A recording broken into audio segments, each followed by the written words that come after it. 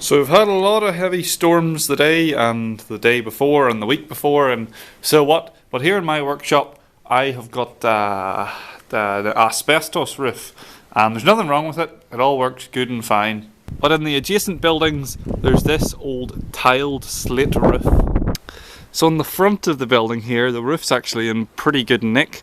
There's only one small hole right up there, but on the back of the roof, where it gets the dominant wind and everything, there's a good few holes.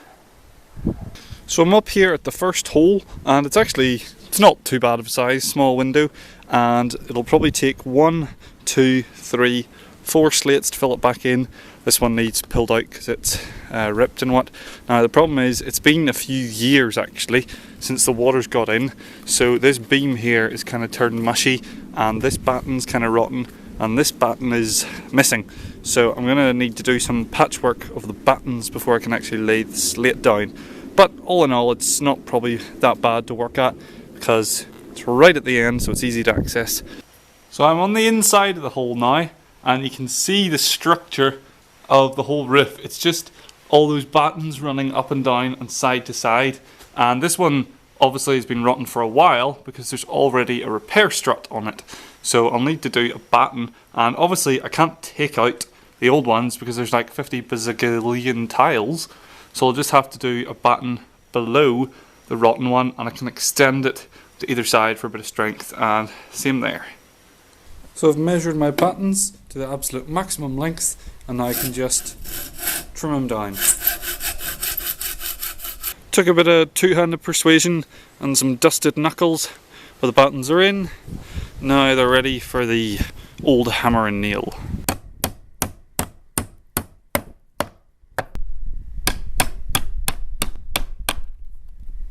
Squirm alert. Tiles are sharp. Now lucky enough for me, we have a mountain of slate just lying about because we've re-roofed a few buildings. There's even more rain coming now, how lovely. But I've got myself stocked up with a good few bits, a few spares, so when I break them I won't have to come back. And this is exactly why I'm patching the holes. Rain. So I'm all ready to rumble here. Got the new slate sitting under the old slate, and I can mark out the size that I want it to be, and I'm just using it to, get it the exact.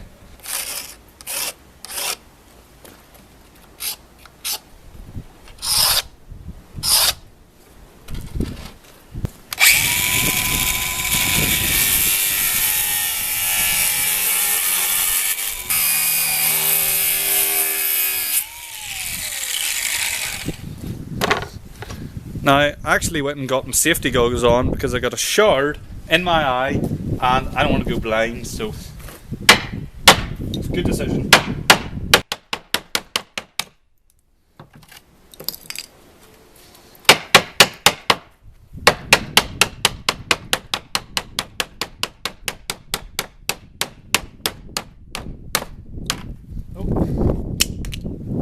There we go.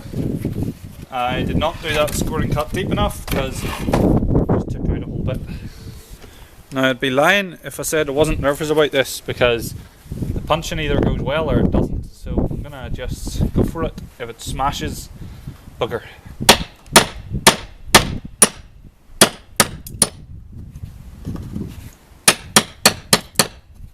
Oh, there we go.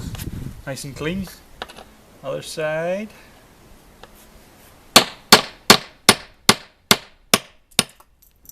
Oh, heck yeah.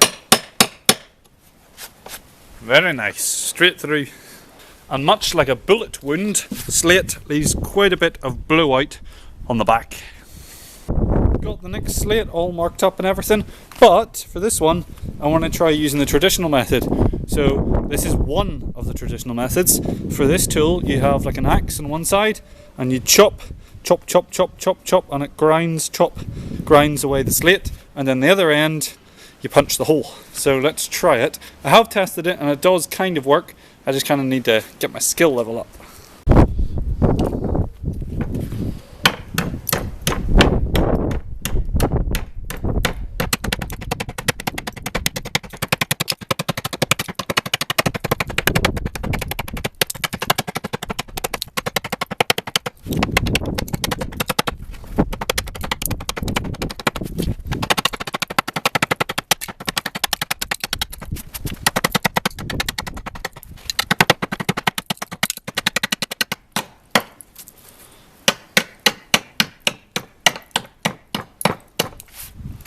Not bad. Now it's definitely easier going that way because you're going with the grain of the rock, if that makes sense. So this way should be more fun.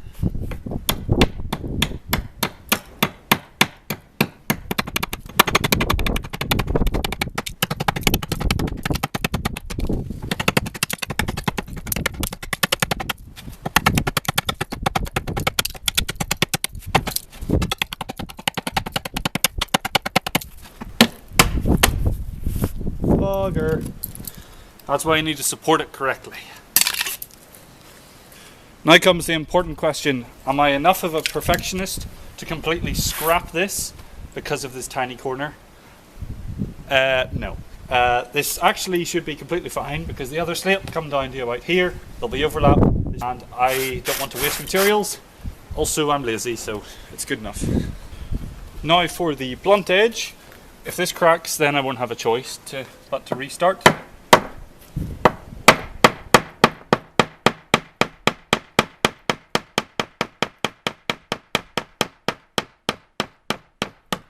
Yeah, there we go.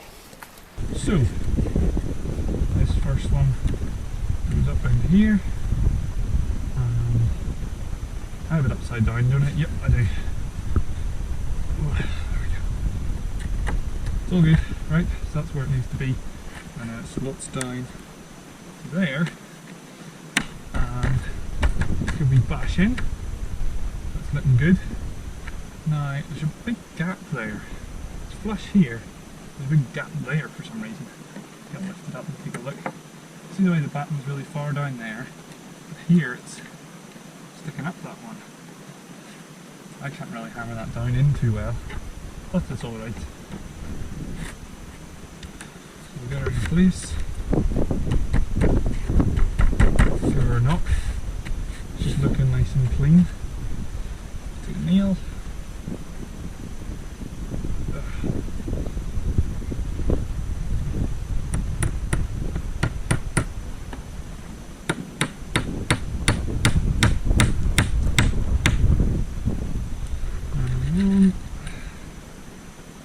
And the reason I'm using nails is because it's a roof. Things are going to get damp. If I use screws, you would never be able to get them out, but if I use nails, when my great-great-grandson comes along, like I have today, I can pull out the old nails because they're nails. Screws are very annoying to get out when they're very old. Now, if I remember correctly, you're only supposed to do these kind of loose, the nails, you're not supposed to do them tight. So that's fairly loose. Next up is this bad boy, and it is the right one. It is.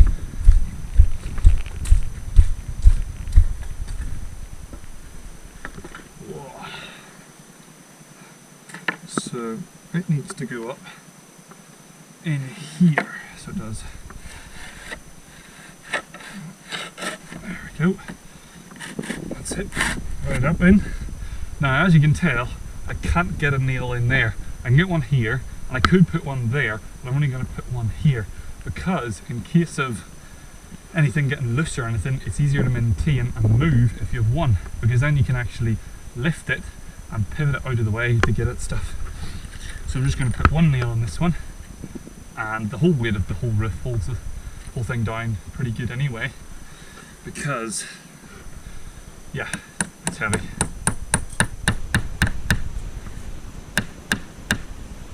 In a bit.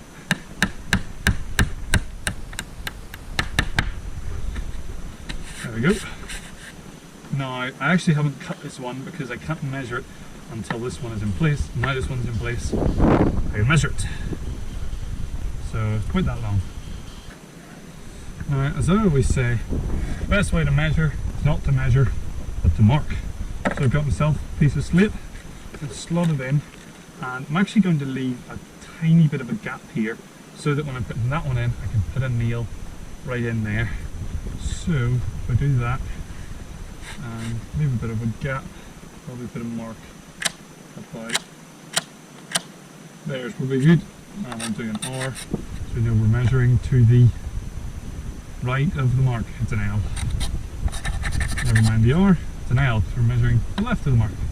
Right, so if we look at this, there's a chip here, so we don't want to use this edge. There's a corner here, so if we measure the length, we just basically missed the corner, so I'm going to reference off this edge. And for width, it's about that wide. So there's one mark for width, and further down a bit, second mark for width.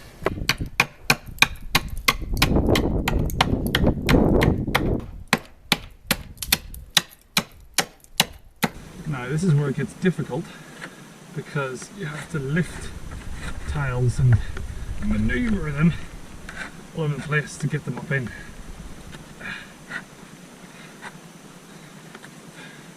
This is where you lose a finger. Ah, there we go. Good bit of friction pushing it up in.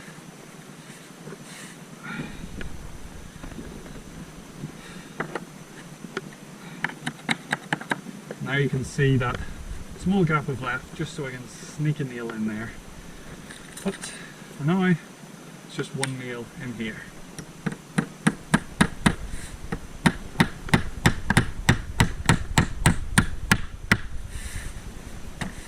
There's we go.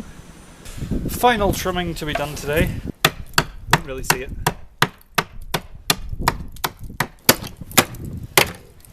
Ah, bollocks. Corner. Ah, well. Oh, whoops.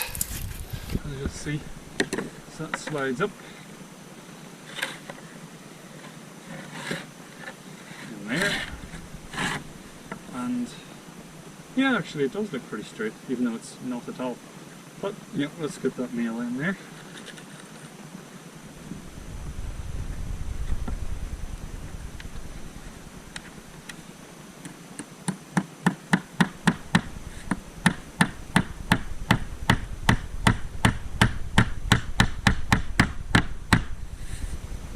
There we go, bit of movement. That's what you want, apparently. In the end, it doesn't actually look half bad. These are the... that's 4. 1, 2, 3, 4. There are 4 replaced. Now this one's pretty loose, but it is upside down, which is kind of annoying. But so is that one. That one's pretty loose, and I didn't do anything to it. And yeah, just a lot of them are loose because it's a slate roof. But this one I feel like the wind will just catch, but it doesn't matter anyway, because if it breaks, I can fix it. From further away it looks pretty good actually, yeah, I can't really tell. You can kind of see just the colour difference, but considering it's a completely different slate from a completely different roof from about the same time, 200 years ago, that slate's 200 year old, but there's still that hole, that one, and that one. So that's the rest of my week.